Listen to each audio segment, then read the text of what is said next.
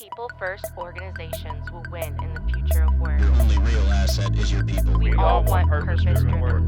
HR-led organization is the I'm future. sorry, but leaders don't lead empty desks and empty shop floors. Welcome to the People Strategy Leaders Show. I'm your host, Sri Chalapa, founder and president of Engagedly, and a serial entrepreneur in technology, films, and music. This is where we talk to people leaders, business strategists, and organizational savants about leading in the time of change. What is working, what is not working, and more importantly, what we should be thinking about. Stick around to the end of the show. We will reveal how you can be our next guest. And now, let's engage. Hello, and welcome to People Strategy Leaders Podcast with Sri Chalapa. I'm today here with Casey Sanders. For 6 years, Casey has been the director of Total Rewards at Christian Care Ministry, a nonprofit financial services organization with 730 employees headquartered in Melbourne, Florida. During that time, he has also served for a short time as interim head of HR, leading an HR team of 24 employees.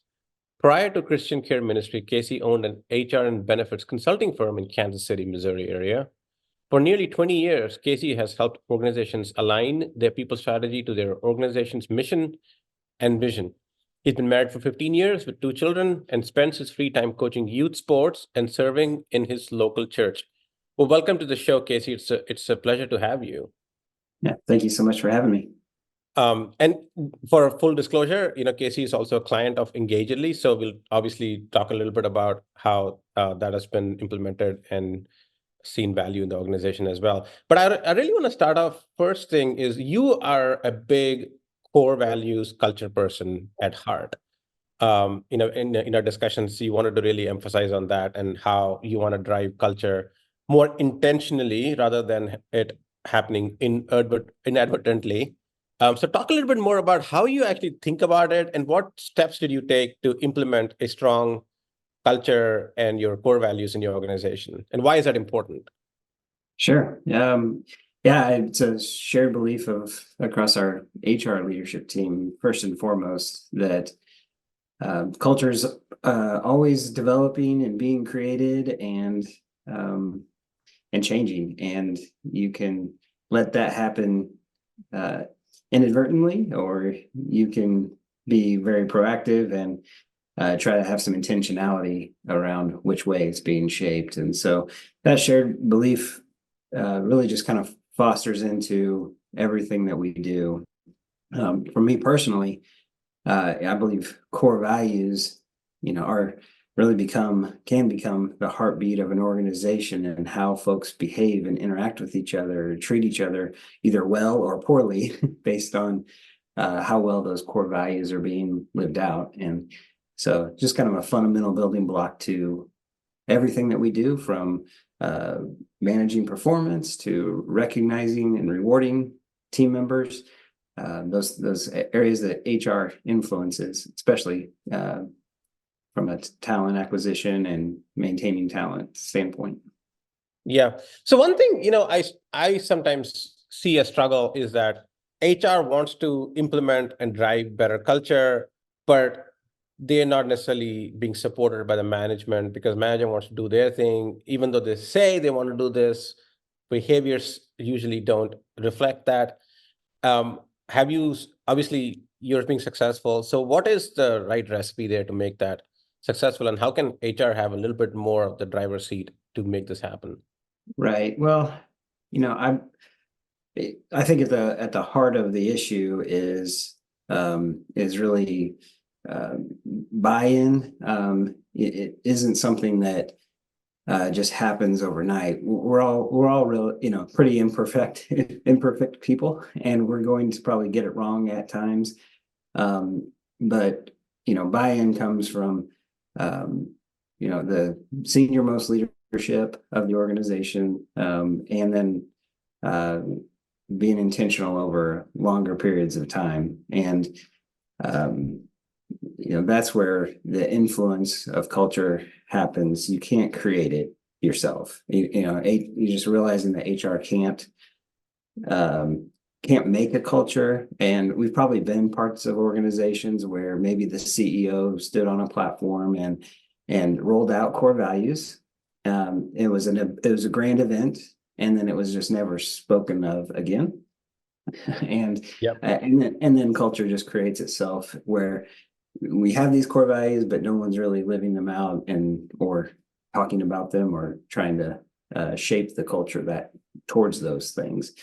And so really once core values are laid out, and for our organization, how that has been successful is it becomes now embedded in every aspect of our working environment. So core values are introduced to an organization, but then how are they reinforced? And that's, is it reinforced in performance management? Is it reinforced in rewards and recognition? Is it in the hiring process of what we're looking for in qualified candidates? That's how you begin to then just become a little bit more intentional with your efforts. And so we have a few things that hopefully we can share that might be helpful to organizations that are trying to influence it more and not letting it be kind of some taglines on a shelf. Yeah, definitely. I see culture usually being posters put on a wall, but not lived. And then there's really nobody enforcing the culture, because you kind of have to drive and put energy into it. Otherwise you have entropy, like with any organization has entropy if you don't actively put energy into getting into a state you want it to be in. So what have you done specifically? Maybe we can start at the top, start with recruiting first, right? Because that's where you really start introducing the culture and the values. So can we start with the top and then work down over the entire employee life cycle on how that really gets influenced? Sure. And from the director of total rewards seat, I don't work in the talent acquisition day in and day out, but as part of the HR leadership team, one of the things we talk about regularly is how do we help hiring managers understand, the value of behavioral based interviews, and then planning those interview guides around what are we looking for, what values are we looking for, and then how do we explore that with candidates to make sure that they've demonstrated the types of behaviors that would align to our values. And when they don't, that needs to be equally as important as the tangible things we can see on the resume, their skills and abilities. Right. And then, as we move on to our performance management, goals are extremely important. So setting goals that align to the organization's goals, but equally important to our performance annual review cycle that we do with our employees is the behaviors. And all of our behavioral-based competencies that one might have in a performance review are all directly linked to our core values. And so when you're, looking for or giving feedback on how someone is doing in leadership, for example, our core values, a couple of them would be executing with unity, or having, executing with stewardship, good stewardship. As a nonprofit organization, that's very important to us, stewarding our members' resources well. So it's really more than just, this random set of competencies. It is, we are actually giving you feedback on, are you living out our core values in the way that you achieve those goals? And so it becomes more so than just a checkbox item to do. It's the why behind what we do and how we do it.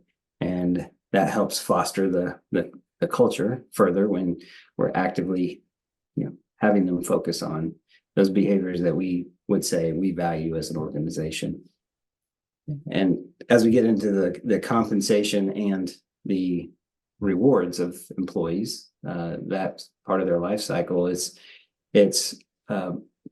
with our rewards and recognition program.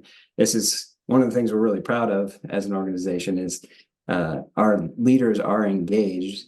Over 80% of our leaders every single month are catching our core values being lived out and giving a tangible reward through, we call them core value badges, so that they can foster an environment where employees not only feel celebrated when they are living out our core values, but then encouraging and fostering an environment where more people want to live those core values out to be recognized across the organization as well. Right. So that's done through the, I guess, the Engagely recognition platform. Yes. And how do you make sure that everybody is doing that? I mean, because some managers get lazy or they don't feel like, oh, I don't want to keep praising this person because then that person might become complacent, or some managers just simply don't care, right? So how do you make sure that it is happening consistently? Because otherwise what will happen is, and I've seen this happen, where one team is getting all the recognition and one team is getting all demotivated because their manager or their leadership is not giving them any recognition. They feel like nobody really pays attention to their work because they're not doing as many cross-functional projects, because they're kind of sitting in one corner of the office and doing something that nobody really sees. So what have you seen or done or that's more effective to make sure it is done in a more even-handed way and more effectively? Right. Yeah, I mean, we're not immune to the challenges that other organizations face. So, how we keep intentional about making this a culture influencing impact as opposed to just another item on a leader's checklist of things to do is we talk about this at least quarterly in our regular leadership meetings across our senior leadership of an organization. We actually measure what percentage of leaders are giving that type of recognition by department, so we can kind of see how it's being distributed across the organization.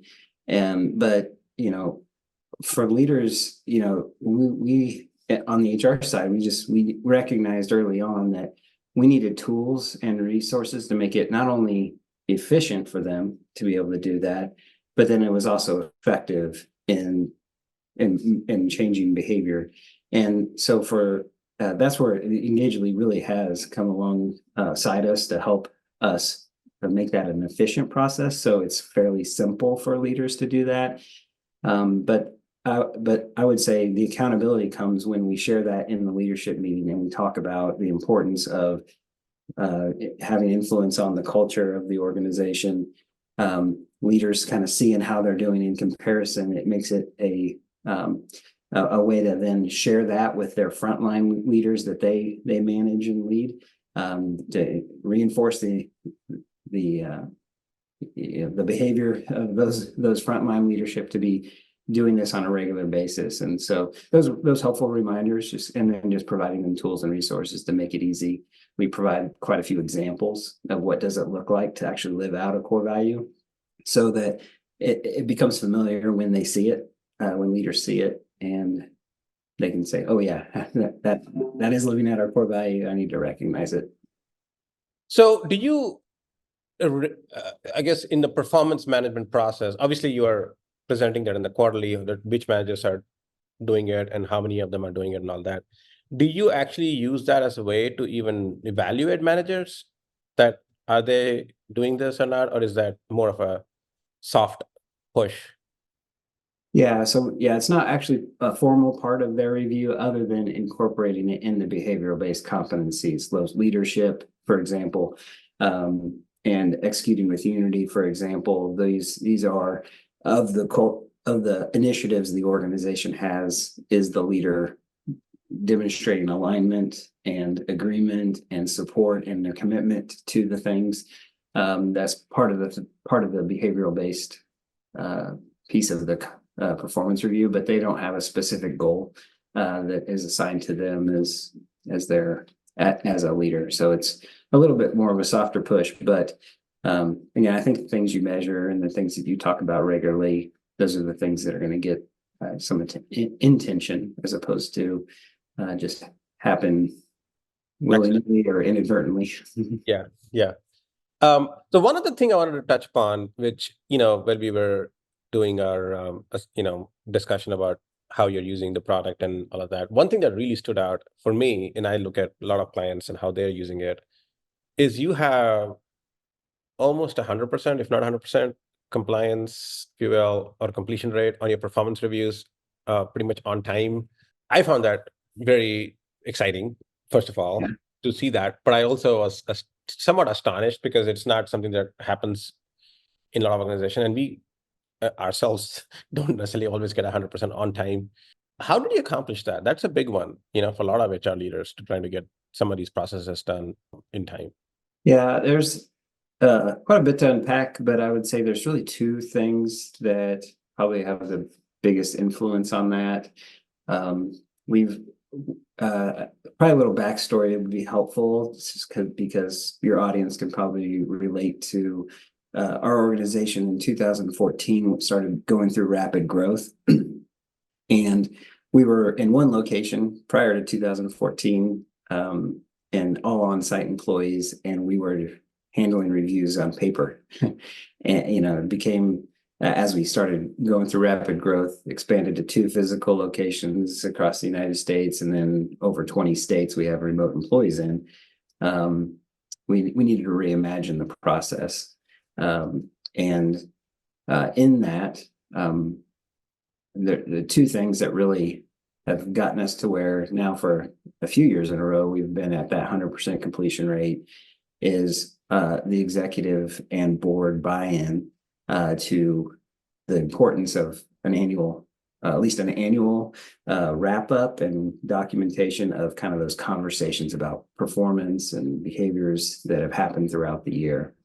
And so we have this ingrained expectation of our organization that our board of directors will expect our senior leadership to give a self-review and have themselves reviewed by their leader.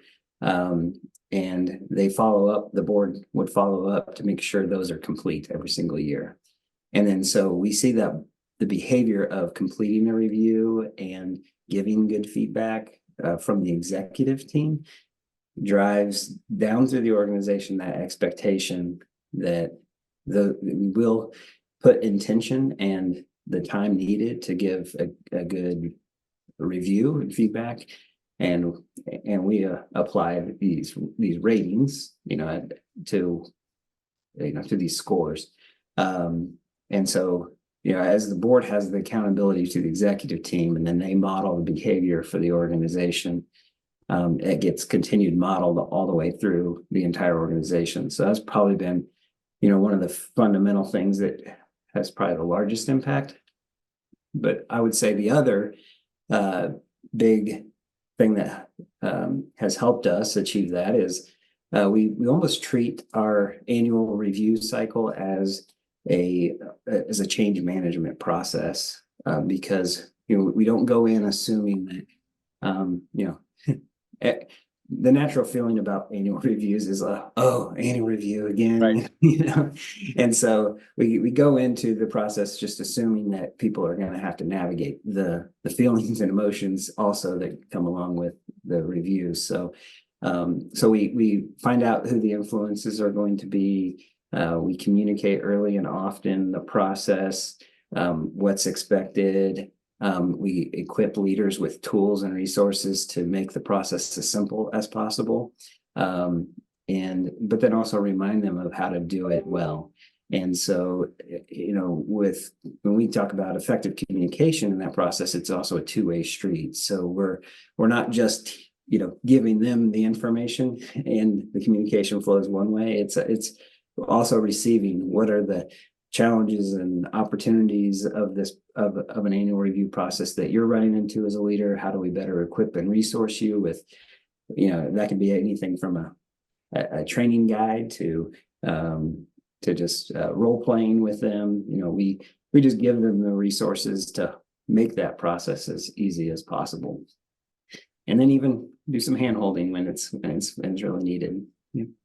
Yeah, no, that's excellent. You treating it as a change management process, make sure that you're putting enough emphasis in prepping people for that, and not just launching it and then chasing them down. It's a little bit more proactive, anticipatory rather than reactive.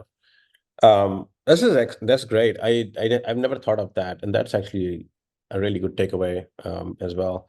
So as you're looking forward, what are some of the new initiatives that you're looking for to drive better culture, and overall the value, if you will, in the organization? Or are there things that you're looking at that you want to evolve the organization into?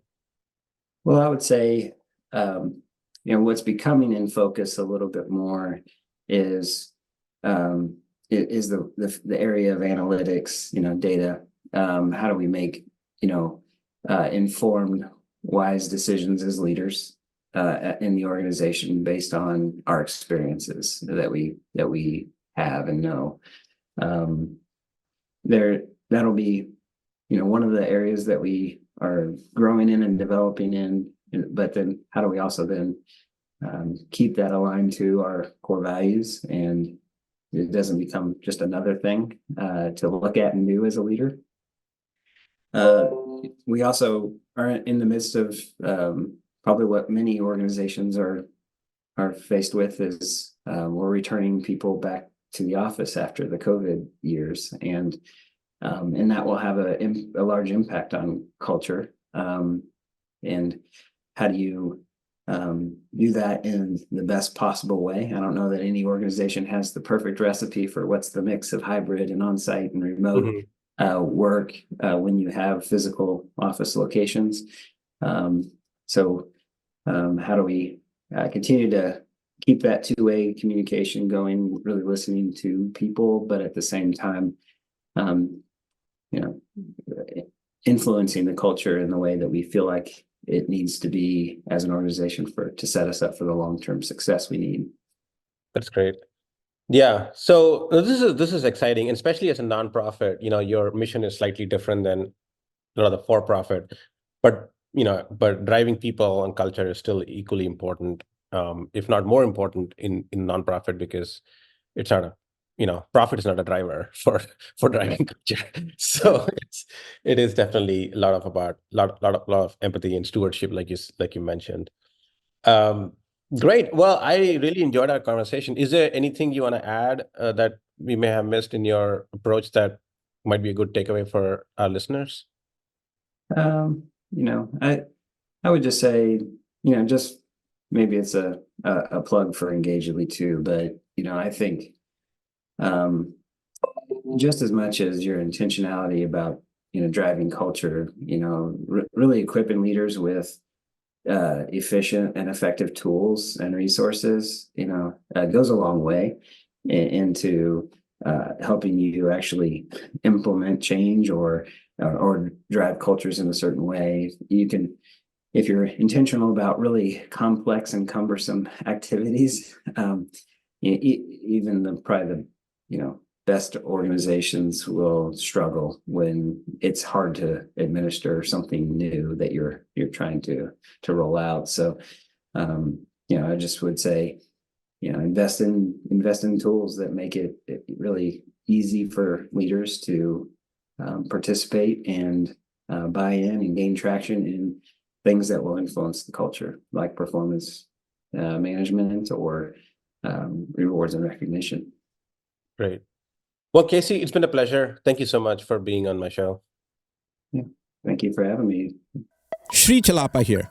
Thank you so much for listening to the People Strategy Leaders podcast. If you are a successful leader or a people strategist who would like to be on this program, please visit engagedly.com/People Strategy Leaders podcast.